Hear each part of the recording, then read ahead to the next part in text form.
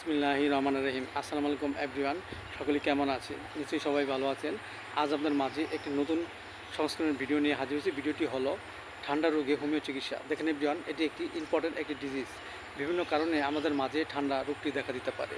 এর মাঝে কিছু উল্লেখযোগ্য কারণ হলো আমরা যে অত্যধিক পরিমাণে পানিতে নেমে কাজ করি, কিংবা দেখা যাচ্ছে যে আমরা ঠান্ডা জাতীয় খাবার প্রচুর পরিমাণে খাই, এর ফলে আমাদের মাঝে ঠান্ডা রোগটি দেখা দিতে পারে। সো এভরিওয়ান, এই রোগটি আমাদের মাঝে হলে যে সিমটমগুলো থাকে তা হলো, এই রোগ আক্রান্ত ব্যক্তিটি যদি হঠাৎ ঠান্ডা লাগে এবং গলা ভেঙে যায়, টুক গিলতে কষ্ট হয়, এক্ষেত্রে আমরা যে ওষুধটি সেবন করবো সেটা হলো পৌষ্টিকাম 30। আমরা 2 ফোঁটা করে সকাল বিকাল 2 বার সেবন করতে পারি।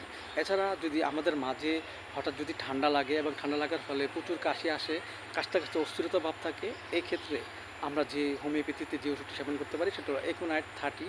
আমরা 2 ফোঁটা করে সকাল বিকাল 2 বার সেবন করতে পারি।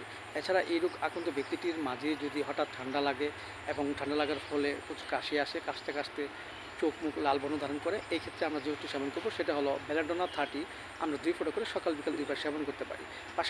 পাশাপাশি আমাদের হোমিওপ্যাথিক যে বায়োকেমিক বড়ি ফেরাম ফস 6 এর 4টি করে চিবিয়ে আমরা হালকা গরম কুসুম পানি সহ সকাল বিকাল 2 বার সেবন করতে পারি।